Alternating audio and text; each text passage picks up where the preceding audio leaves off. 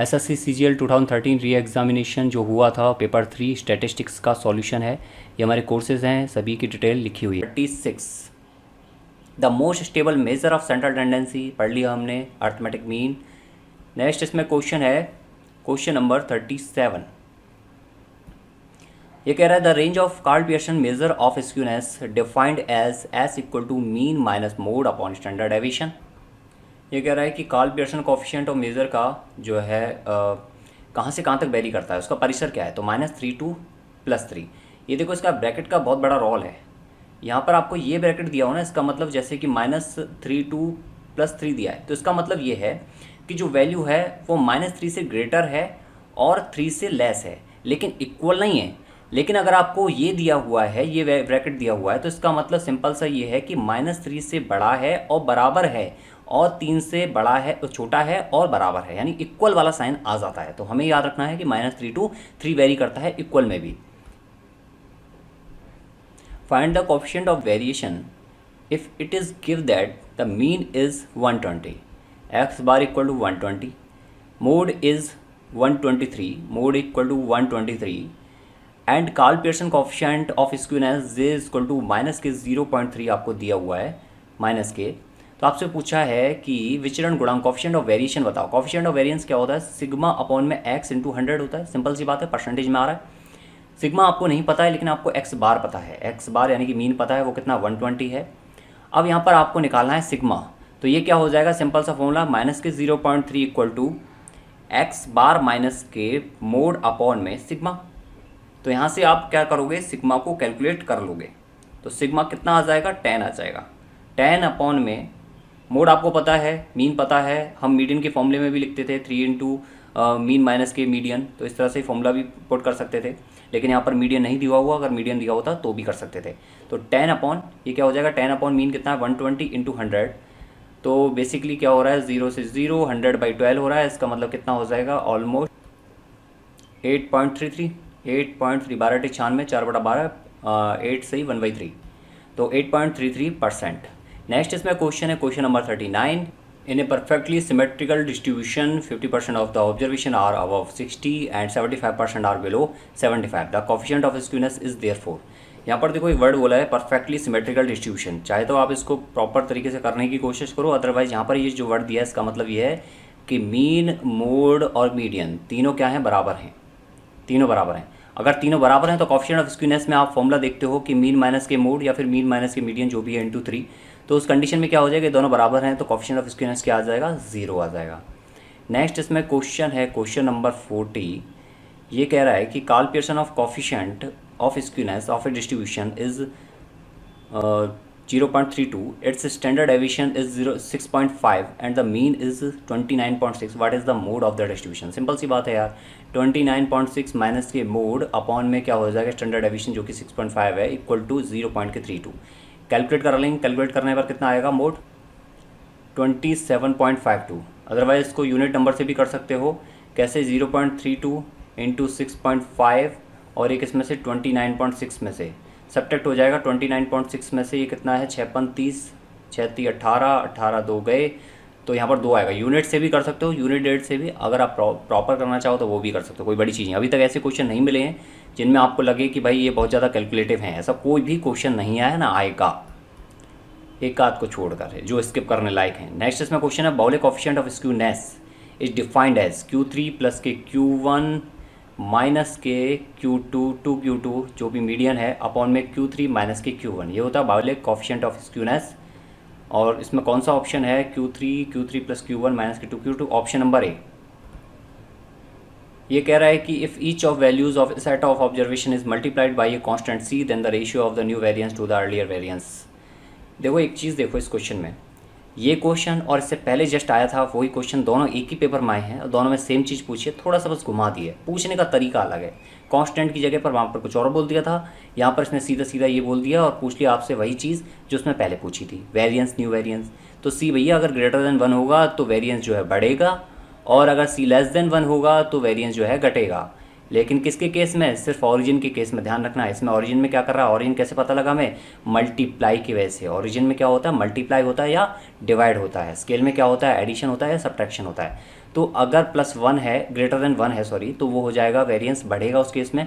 अगर less than 1 है constant सी, तो वो वेरिएंस क्या होगा, घट जाएगा। तो ये क्या होगा, cannot be determine unless one knows the constant सी।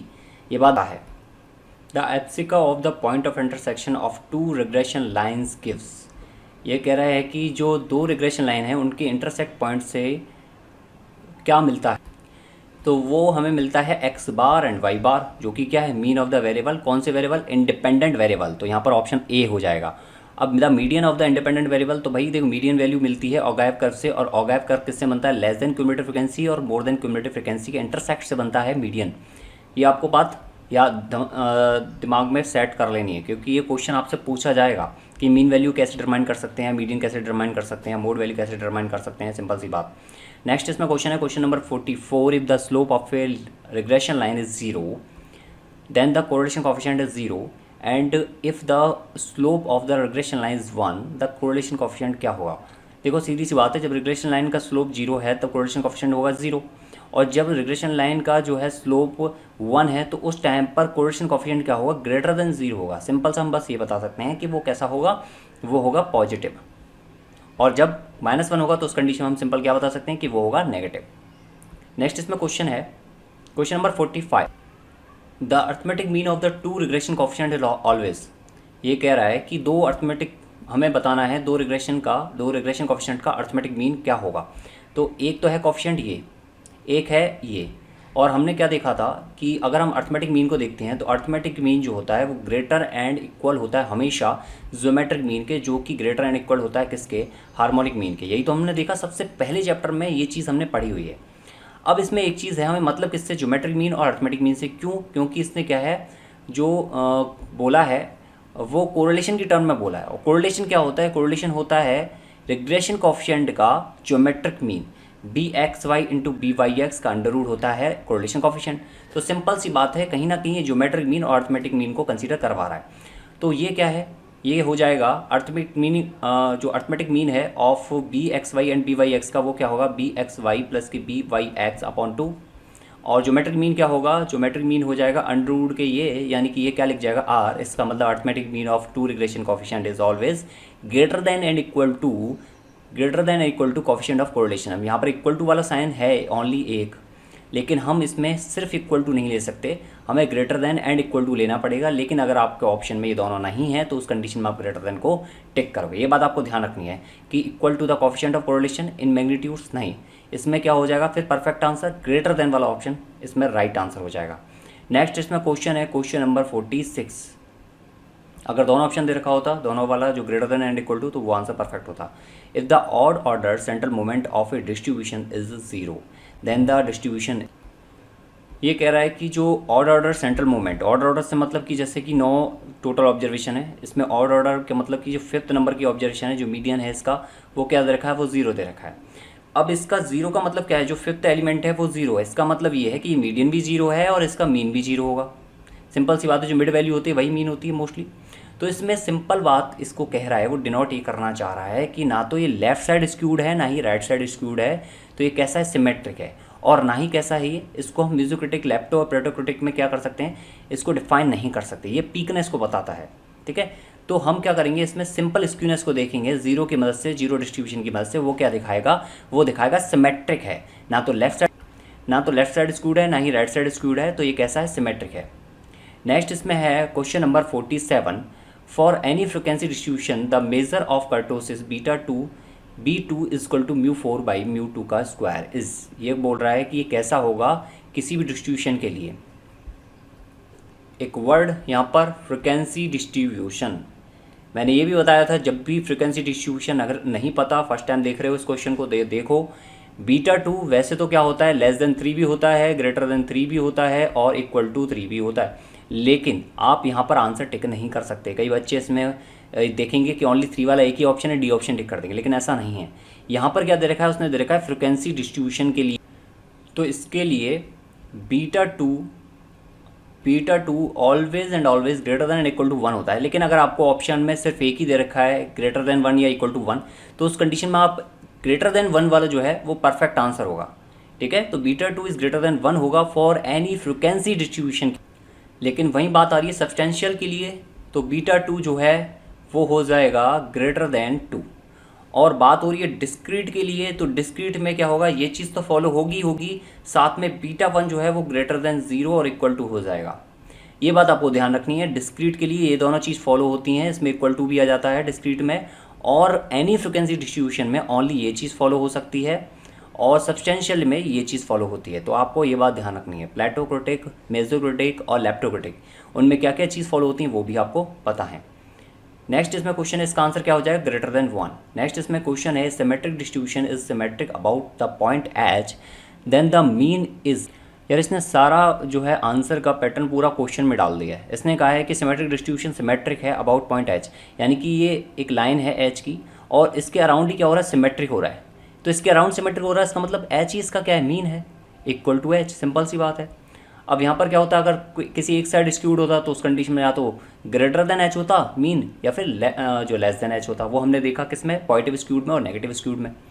अब इसमें देखो नेक्स्ट क्वेश्चन है, क्वेश्चन नंबर 49। ये कह रहा है the coefficient of rank correlation for non tied case of the marks obtained by 10 students in mathematics stats was found to be 0.5. It was later discovered that the difference in rank in two subjective obtained by one of the students was wrongly taken as 3 instead of 7. The correct coefficient of rank correlation will be। बहुत ही आसान question है यार, ये जितना बड़ा दिखता है उतना सिंपल क्वेश्चन है। रैंक कोरिलेशन कोएफिशिएंट हमने स्पीयरमैन रैंक कोरिलेशन कोएफिशिएंट देखा था, क्या था, 1 माइनस के 6 into sum of D square upon में n इंटू एन माइनस के 1, एन स्क्वायर माइनस के 1, यही तो देखा था, यही फॉर्मूला था सिंपल सा। अब इसने बोला है कि पहले रैंक कोरिलेशन कोएफिशिएंट जो है 0.5 था, 1 माइनस के 6 into sum of D square क्या है यहाँ पर, जो रैंक डेविएशन है उसका स्क्वायर, उसका सम ले लिया है, ठीक है। अब n कितने हैं, यहाँ पर दिया है नंबर ऑफ ऑब्जर्वेशन, यानी कि कितने स्टूडेंट, 10 स्टूडेंट्स हैं, तो 10 इंटू 100 माइनस के 1 यानी कि 99। तो इसको सॉल्व करेंगे तो 6 into sum of D square कितना आ जाएगा, 495, और सम ऑफ टी स्क्वायर निकालेंगे तो वो डिवाइड करने पर कितना आ जाएगा यहाँ पर 82.5, ठीक है, 82.5। अब एक चीज़ देखो, आपको ये पता लग गया जितने भी रैंक डेविएशन थे उसमें 82.5 का क्या आ रहा था, सम आ रहा था। तो हमने गलती से जो 3 लिया था, 3 का मतलब स्क्वायर करने पर 9 हो गया, और इसका 7 का स्क्वायर करने पर 49 हो गया, यानी कि हमें क्या करना, 9 को सब्ट्रैक्ट करना, 49 को ऐड करना है। हमने गलती से जो 3 को ले लिया था, इसमें क्या करना है, हमें 9 को सब्ट्रैक्ट करना है, 49 को ऐड करना है, तो कुल मिला के हमें 40 को ऐड करना है, तो क्या हो जाएगा 8 4 12 यानी 122.5। बस यहाँ पर वैल्यू पुट कर दो,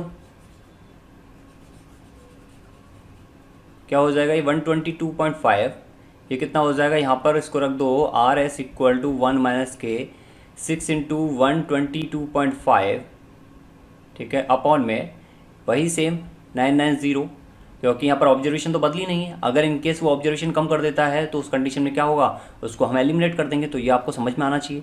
अब आर एस निकालोगे तो कितना आ जाएगा, 17/66, इसको कैलकुलेट करने पर आ जाएगा। बहुत ही सिंपल आसान क्वेश्चन है, जितना लेंथी दिखता है उतना ही सिंपल क्वेश्चन है। The range of the multiple correlation coefficient, multiple correlation coefficient की रेंज क्या हो, 0 to 1, प्रॉपर्टी बेस्ड क्वेश्चन है।